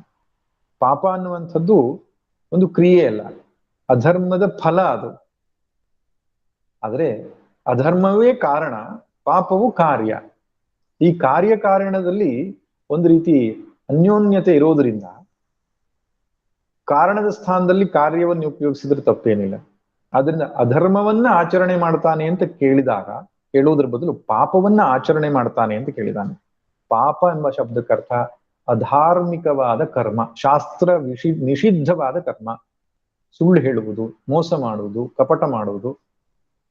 ಅದರಲ್ಲಿ ಎರಡು ರೀತಿ ಇರುತ್ತೆ ಶಾಸ್ತ್ರ ನಿಷಿದ್ಧ ಕರ್ಮ. ಯಾವುದಪ್ಪ ಅಂದ್ರೆ, ಶಾಸ್ತ್ರ ಯಾವುದನ್ನು ಮಾಡು ಅಂತ ಹೇಳಿದೆ ಅದನ್ನು ಬಿಡೋದು, ಅದು ಪಾಪವೇ. ಶಾಸ್ತ್ರ ಯಾವುದನ್ನು ಬಿಡು ಅಂತ ಹೇಳಿದೆ ಅದನ್ನು ಮಾಡೋದು, ಅದು ಪಾಪವೇ. ತಂದೆ ತಾಯಿಗಳಿಗೆ ಗೌರವವನ್ನು ಕೊಡು, ನಿತ್ಯ ಸಂಧ್ಯೆಯನ್ನು, ಸಂಧ್ಯಾಕಾಲದಲ್ಲಿ ಭಗವಂತನ ಧ್ಯಾನವನ್ನು ಮಾಡು ಅಂತ ಹೇಳಿದೆ, ಅದನ್ನ ಮಾಡದೇ ಇದ್ರೆ ಅದು ಪಾಪ. ಇನ್ನು ಸುಳ್ಳು ಹೇಳಬೇಡ, ಹಿಂಸೆ ಮಾಡಬೇಡ ಅಂತ ಹೇಳಿದೆ, ಆ ಮಾಡಬೇಡ ಅಂತ ಹೇಳಿದ್ದನ್ನ ಮಾಡಿದ್ರು ಪಾಪವೇ. ಮಾಡು ಅಂತ ಹೇಳೋದು ಬಿಡೋದು, ಬಿಡು ಅಂತ ಹೇಳೋದು ಮಾಡೋದು, ಅದು ಎರಡೂ ಕೂಡ ಪಾಪಕರ್ಮ ಉಂಟಾಗತ್ತೆ. ಮನುಷ್ಯನಿಗೆ ಗೊತ್ತಿದೆ. ಹೇಗೆ ಗೊತ್ತಿದೆ? ಶಾಸ್ತ್ರಗಳಿಂದ ಗೊತ್ತಿದೆ, ಹಿರಿಯರು ಬದುಕಿದ ರೀತಿಯಿಂದ ಗೊತ್ತಿದೆ. ಎಲ್ಲದಕ್ಕಿಂತ ಹೆಚ್ಚಿನದಾಗಿ ಅವನ ಮನಸ್ಸೇ ಹೇಳ್ತಾ ಇರ್ತದೆ ಇದನ್ನು ಮಾಡಬಾರ್ದು, ಇದನ್ನು ಮಾಡ್ಬೇಕು ಅಂತ. ಕಳ್ಳನಿಗೆ ಕಳ್ಳತನ ಮಾಡುವುದು ತಪ್ಪು ಅಂತ ಗೊತ್ತಿಲ್ಲದೆ ನಿಶ್ಚಿತವಾಗಿ ಗೊತ್ತಿದೆ. ಅದಕ್ಕೆ ಅವನು ರಾತ್ರಿಯಲ್ಲೇ ಕಳ್ಳತನ ಮಾಡೋದು, ಹಗಲಲ್ಲಿ ಯಾಕೆ ಕಳ್ಳತನ ಮಾಡಲ್ಲ? ಅದು ತಪ್ಪು ಅಂತ ಗೊತ್ತ ಅವನಿಗೆ. ಇನ್ನೊಂದು ಸಂಗತಿಯು ಗಮನಿಸಬೇಕು, ಕಳ್ಳನ ಯಾವುದೋ ಒಂದು ಸಂಪತ್ತನ್ನ ಇನ್ನೊಬ್ಬ ಅಪಹರಿಸಿಕೊಂಡು ಹೋದ್ರೆ, ಛೇ, ಈ ಕಳ್ಳರು ಸಂತೋಷವಾಗಿ ಬದುಕಲಿಕ್ಕೆ ಬಿಡಲ್ಲ ಅಂತ ಹೇಳ್ತಾನ. ಅಂದ್ರೆ ನಮ್ಮ ಸಂತೋಷಕ್ಕೆ ಇನ್ನೊಬ್ಬ ಕಳ್ಳ ಧಕ್ಕೆ ತಂದಿದ್ದಾನೆ ಅಂದ್ರೆ ತಪ್ಪು ಅಂತ ಗೊತ್ತಿದೆ ಅವನಿಗೆ. ತಪ್ಪು ಮಾಡುವವನಿಗೆ ಅದು ತಪ್ಪು ಅಂತ ಗೊತ್ತಿದೆ. ಅದಕ್ಕೆ ಯಾರೋ ಹೇಳ್ತಾ ಇದ್ರು, ಧಾರ್ಮಿಕ ಜೀವನ ಅಂದ್ರೆ ಏನು ಅಂದ್ರೆ, ಇನ್ನೊಬ್ಬರು ನಮಗೆ ಏನು ಮಾಡಬಾರದು ಅಂತ ನಾವು ಬಯಸ್ತೇವೋ ಅದನ್ನ ನಾವು ಇನ್ನೊಬ್ರಿಗೆ ಮಾಡದೇ ಇರೋದು ಧಾರ್ಮಿಕ ಜೀವನ ಅಂತ. ಅಂದ್ರೆ ಇನ್ನೊಬ್ರು ನಮ್ಗೆ ಹಿಂಸೆ ಮಾಡಬಾರದು ಅಂತ ಬಯಸ್ತೇವೆ, ಅದನ್ನೇ ನಾವು ಇನ್ನೊಬ್ರಿಗೆ ಮಾಡದೇ ಇರೋದು, ಅದು ಧರ್ಮ. ಇನ್ನೊಬ್ರು ನಮ್ಗೆ ಉಪಕಾರ ಮಾಡ್ಬೇಕು ಅಂತ ಬಯಸ್ತೇವೆ, ನಾವು ಇನ್ನೊಬ್ರಿಗೆ ಉಪಕಾರ ಮಾಡಿದ್ರೆ ಧರ್ಮ. ಹಾಗೆ ಇನ್ನೊಬ್ರು ನಮಗೇನು ಮಾಡಬೇಕು, ಏನು ಮಾಡಬಾರದು ಅಂತ ಬಯಸ್ತೇವೋ ಅದೇ ರೀತಿಯಾಗಿ ಸಮಾಜದಲ್ಲಿ ನಾವು ವರ್ತಿಸಿದ್ರೆ ಅದೇ ಧರ್ಮವಾಗ್ತದೆ. ಅದು ಪ್ರತಿಯೊಬ್ಬನ ಅಂತರಾತ್ಮಕ್ಕೂ ಗೊತ್ತಿದೆ, ಹೀಗಿರ್ಬೇಕು, ಹೀಗಿರಬಾರ್ದು. ದುರ್ಯೋಧನನೇ ಶ್ರೀಕೃಷ್ಣ ಸಂಧಾನಕ್ಕೆ ಬಂದಾಗ ಹೇಳ್ತಾನೆ, ಜಾನಾಮಿ ಧರ್ಮಂ ನಚ ಮೇ ಪ್ರವೃತ್ತಿ, ಜಾನಾಮ್ಯ ಧರ್ಮಂ ನಚ ಮೇ ನಿವೃತ್ತಿ, ಏನಾಪಿ ದೇವೇನ ಹೃದಯ ಸ್ಥಿತೇನ ಯಥಾ ನಿಯುಕ್ತೋಸ್ಮಿ ತಥಾ ಕರೋಮಿ ಅಂತ ಹೇಳ್ತಾನೆ. ಯಾವ್ದು ಧರ್ಮ ಅಂತ ನಂಗೆ ಗೊತ್ತಿದೆ ಕೃಷ್ಣ, ಯಾವ್ದು ಅಧರ್ಮ ಅಂತ ನಂಗೆ ಗೊತ್ತಿದೆ. ಧರ್ಮ ಮಾಡ್ಲಿಕ್ಕೆ ಮನ್ಸಿಲ್ಲ, ಅಧರ್ಮ ಬಿಡ್ಲಿಕ್ಕೆ ಮನ್ಸಿಲ್ಲ. ಒಳಗಡೆಯ ಯಾವುದೋ ಒಂದು ದೈವ ನನ್ನನ್ನು ಯಾವ ರೀತಿ ಪ್ರೇರೇಪಿಸ್ತಾ ಇದೆಯೋ ಹಾಗೆ ನಾನು ಮಾಡ್ತೇನೆ ಅಂತ ಹೇಳ್ತಾನೆ. ಗೊತ್ತಿದೆ, ರಾವಣನಿಗೆ ಗೊತ್ತಿರ್ಲಿಲ್ವಾ ಇದು ತಪ್ಪು ಅಂತ? ಮಾರೀಚನೇ ಹೇಳ್ತಾನೆ, ರಾಮನ ಸಾಕ್ಷಾತ್ ಧರ್ಮಮೂರ್ತಿಯಪ್ಪ, ಅವನು ಸುದ್ದಿಗೆ ಹೋಗಬೇಡ ನೀನು ಅಂತ. ಅನೇಕ ಜನ ಬಂದು ತಿಳುವಳಿಕೆ ಹೇಳಿದ್ರು, ಅವನು ಬಿಡ್ಲಿಲ್ಲ. ಕಂಸನಿಗೆ ಗೊತ್ತಿರ್ಲಿಲ್ವಾ? ಗೊತ್ತಿತ್ತು. ತಪ್ಪು ಮಾಡುವವರಿಗೆ ತಪ್ಪು ಅಂತ ಗೊತ್ತಿದೆ, ಆದ್ರೂ ಬಿಡ್ಲಿಕ್ಕೆ ಆಗ್ತಾ ಇಲ್ಲ.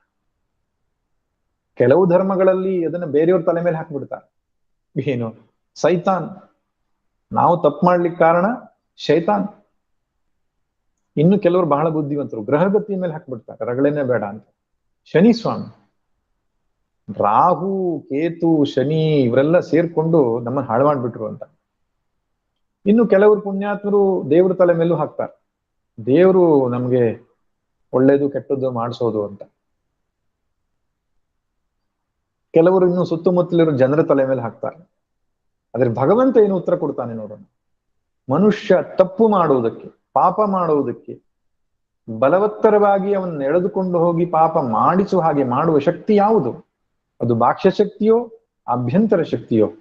ಭಗವಂತ ಏನು ಹೇಳ್ತಾನೆ ಅಂತ ನೋಡೋಣ. ಶ್ರೀ ಭಗವಾನುವಾಚ ಕಾಮ ಏಷ ಕ್ರೋಧ ಏಷಃ ರಜೋ ಗುಣ ಸಮುದ್ಭವಃ ಮಹಾಶನೋ ಮಹಾಪಾಪ್ಮ ವಿದ್ಯೇನಮಿಹ ವೈರಿಣಂ. ಸೈತಾನ್ ಕಾರಣ ಅಂತ ಹೇಳ್ತಾ ಇಲ್ಲ, ಗ್ರಹಗತಿ ಕಾರಣ ಅಂತ ಹೇಳ್ತಾ ಇಲ್ಲ, ಈಶ್ವರ ಕಾರಣ ಅಂತ ಹೇಳ್ತಾ ಇಲ್ಲ, ಸುತ್ತಮುತ್ತಲಿನ ವ್ಯಕ್ತಿಗಳು ಕಾರಣ ಅಂತ ಹೇಳ್ತಾ ಇಲ್ಲ. ಭಗವಂತ ಹೇಳ್ತಾನೆ, ನಿನ್ನೊಳಗಡೆ ಇರುವಂತಹ ಕಾಮಕ್ರೋಧಗಳೇ ಕಾರಣ.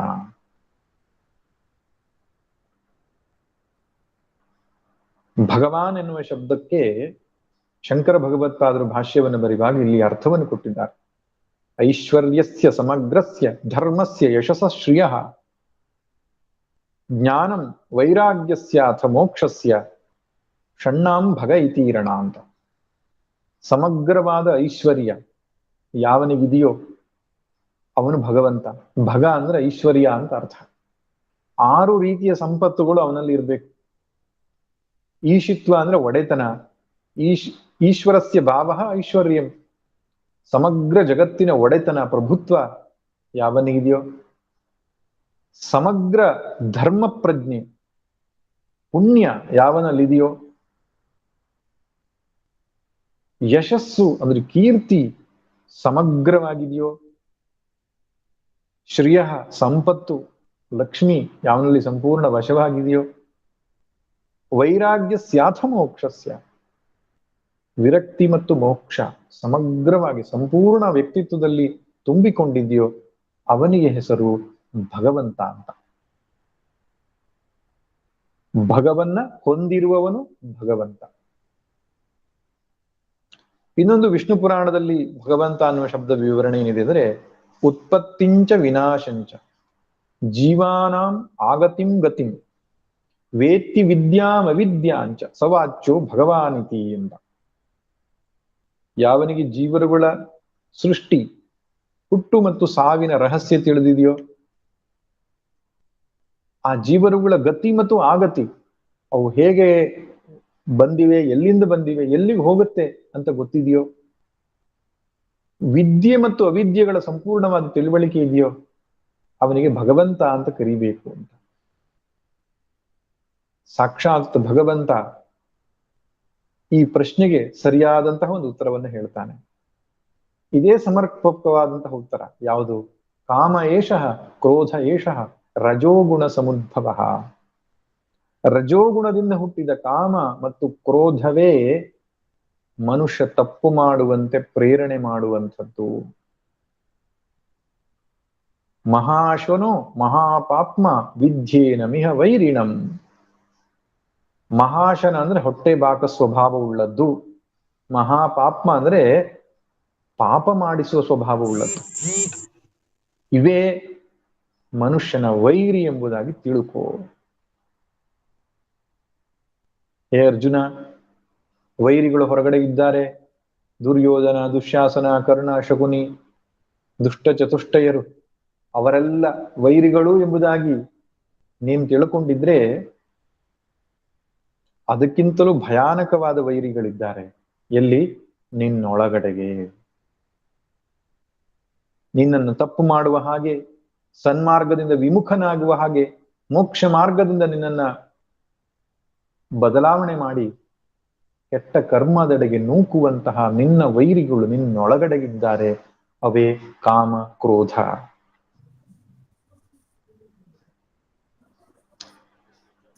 ಕಾಮ ಕ್ರೋಧ ಲೋಭ ಮೋಹ ಮದ ಮಾತ್ಸರ್ಯ ಅರಿ ಷಡ್ವರ್ಗ ಅಂತ ಹೇಳ್ತಾರಲ್ಲ. ಅರಿಗಳು ಅಂದ್ರೆ ವೈರಿಗಳು. ಆ 6 ವೈರಿಗಳನ್ನು ಹೇಳೋದು ಬಿಟ್ಟು 2 ಹೇಳಿದ್ದಾನಲ್ಲ ಅಂತ ಯೋಚನೆ ಮಾಡ್ಬೇಡಿ. ಇಲ್ಲಿ 2 ಹೇಳಿಲ್ಲ, 1 ಹೇಳಿದ್ದಾನೆ. ಸಂಸ್ಕೃತದ ಒಂದು ವ್ಯಾಕರಣದ ನಿಯಮ ಗೊತ್ತಿದ್ರೆ ಗೊತ್ತಾಗತ್ತೆ. ಕಾಮ ಏಷಃ ಕ್ರೋಧ ಏಷಃ.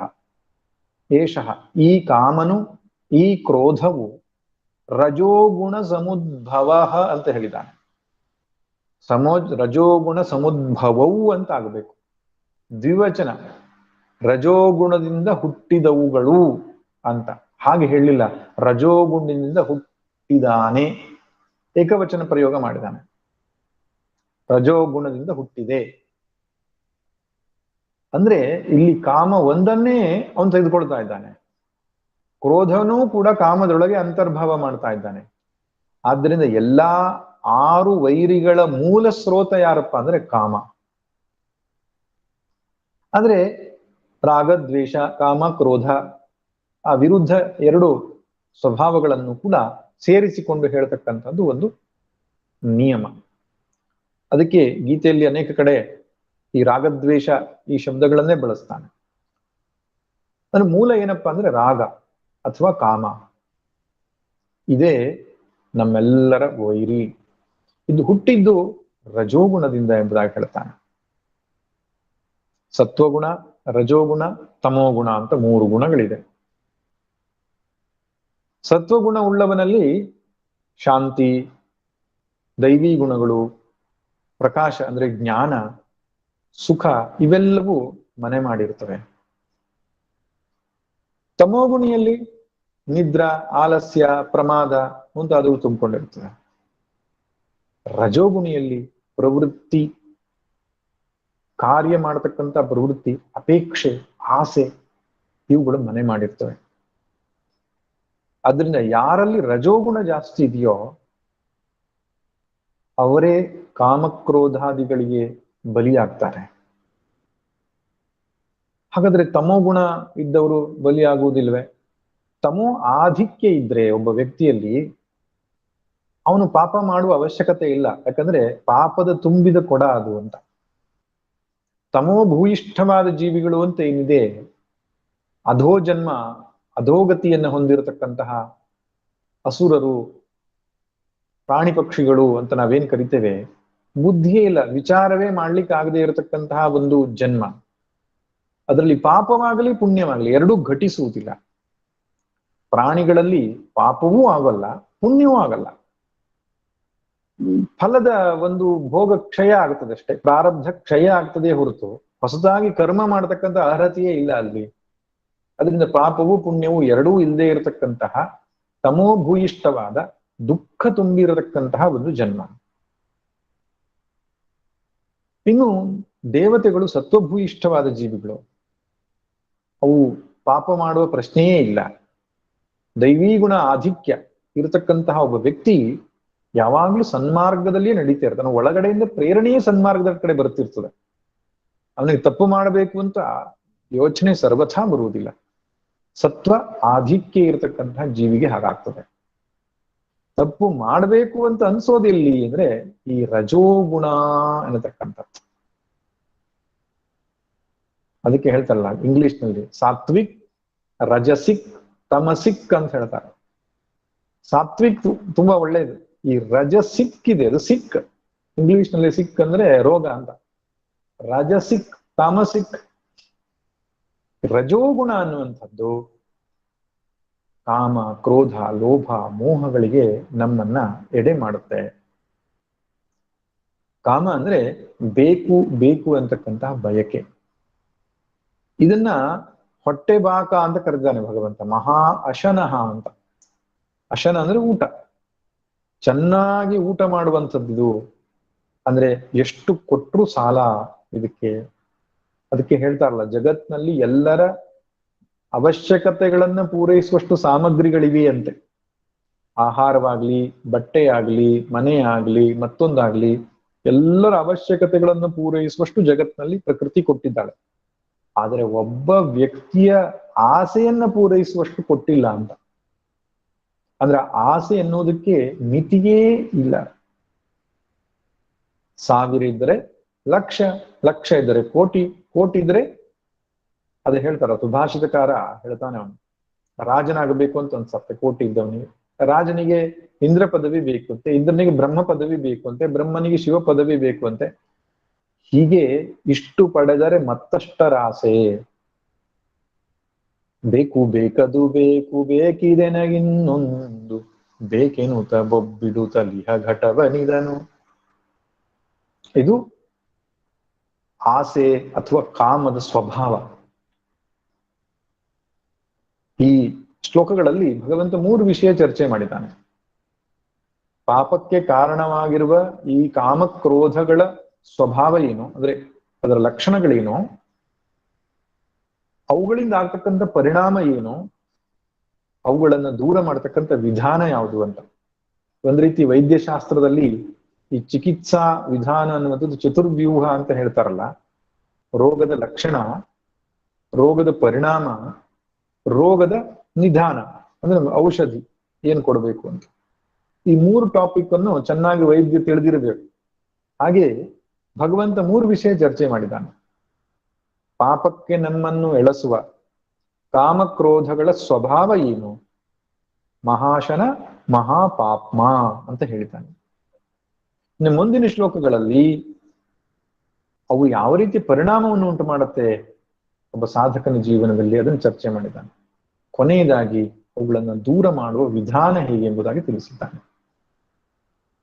ಇನ್ನೊಂದು ಮಹಾಪಾಪ್ಮ ಅಂತ.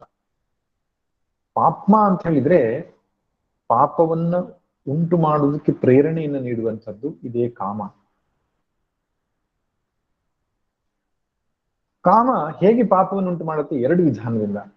ಒಂದು ಕ್ರೋಧದಿಂದ ಪಾಪ ಮಾಡಿಸುತ್ತೆ, ಇಲ್ಲ ಲೋಭದಿಂದ ಪಾಪ ಮಾಡಿಸುತ್ತೆ. ಕಾಮ ಸುಮ್ಮನೆ ಇರುವುದಿಲ್ಲ. ತನ್ನೊಳಗಡೆಗಿರತಕ್ಕಂತಹ ಕಾಮ ಬಯಕೆ ಪೂರೈಕೆಯಾದ ತಕ್ಷಣ ಲೋಭ ಉಂಟಾಗ್ತದೆ. ಲೋಭ ಮತ್ತೂ ಬೇಕು ಅನ್ನತಕ್ಕಂತಹ ಒಂದು ಸ್ವಭಾವದ್ದು. ಅದೊಂದು ರೀತಿಯ ಹುಚ್ಚು. ಈ ಹಣ ಅನ್ನುವಂತ ಇರ್ತದಲ್ಲ, ಯಾವುದೇ ಆ ಬಯಕೆ ಆಗ್ಲಿ ಒಂದು ರೀತಿಯ ಹುಚ್ಚು. ಒಂದಿಷ್ಟು ಹಣ ಬೇಕು ಅಂತ ಆರಂಭದಲ್ಲಿ ಪ್ರಯತ್ನಿಸ್ತಾನೆ, ಅದು ಬರ್ಲಿಕ್ಕೆ ಆರಂಭ ಮಾಡಿದ್ರೆ ಚಟ ಆಗ್ಲಿಕ್ಕೆ ಶುರುವಾಗ್ತದೆ. ಬರ್ತಾ ಇರ್ಬೇಕು, ಪ್ರತಿದಿನ ಅಕೌಂಟಿಗೆ ಒಂದಿಷ್ಟು ಹಣ ಬರ್ತಾ ಇರಬೇಕು. ಬರ್ಲಿಲ್ಲ ಅಂತ ಹೇಳಿದ್ರೆ ಅವನಿಗೇನೋ ಅಸಮಾಧಾನ. ಹಾಗೆ ಲೋಭವನ್ನುವಂತಹ ಒಂದು ಚಟ, ಒಂದು ಹವ್ಯ ದುರ್ವ್ಯಸನ ಅವನೊಳಗಡೆಗೆ ಬೆಳೆದುಕೊಳ್ಳುತ್ತೆ. ಒಮ್ಮೆ ಲೋಭ ಪ್ರವೇಶ ಆಯ್ತು, ಧರ್ಮವೋ ಅಧರ್ಮವನ್ನು ಲೆಕ್ಕಿಸೋಲ್ಲ. ಅಧರ್ಮವಾದರೂ ಸರಿ ನನಗೆ ಬೇಕು, ಹೀಗೆ ಅವನು ಪಾಪ ಮಾಡ್ತಾನೆ. ಇನ್ನೊಂದು ಮುಖ ನೋಡಿ, ಆಸೆ ಅನ್ನುವಂಥದ್ದು ಪೂರೈಕೆ ಆಗ್ತಾ ಇರುವಾಗ ಒಳ್ಳೆಯದು.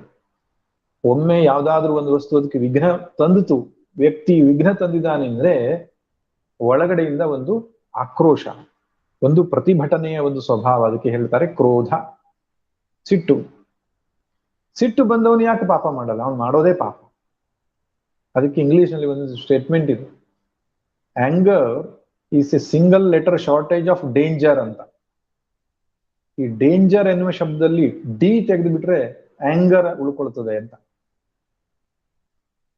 ಆಂಗರ್ ಆದ ತಕ್ಷಣ ಡೇಂಜರೇ ಬರೋದು. ಕೋಪದ ಕೈಯಲ್ಲಿ ನೀನು ಬುದ್ಧಿಯನ್ನು ಕೊಡಬೇಡ ಅಂತ ಕನ್ನಡದಲ್ಲಿ ಹೇಳ್ತೇವಲ್ಲ. ಕೋಪ ಪ್ರವೇಶ ಆದ ತಕ್ಷಣ ಅವಾಚ್ಯ ಶಬ್ದಗಳು, ಕೆಟ್ಟ ಕರ್ಮಗಳು, ಕೆಟ್ಟ ಯೋಚನೆಗಳು.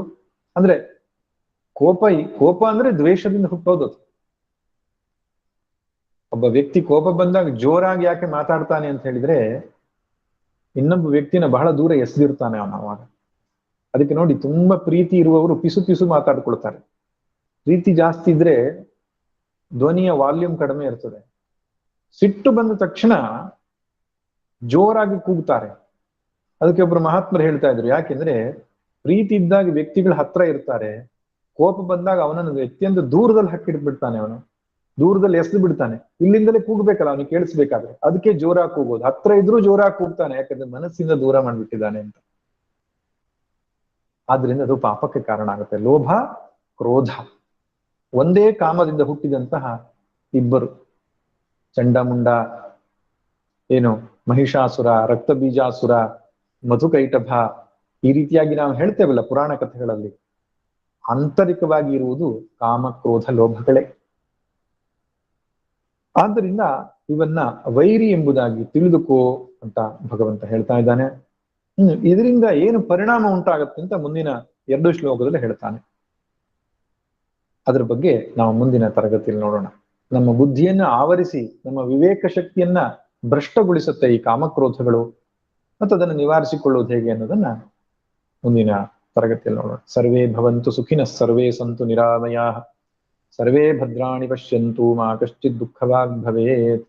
ಓಂ ಶಾಂತಿ ಶಾಂತಿ ಶಾಂತಿ. ಹರಿ ಓಂ ಶ್ರೀ ಗುರುಭ್ಯೋ ನಮಃ. ಹರಿ ಓಂ.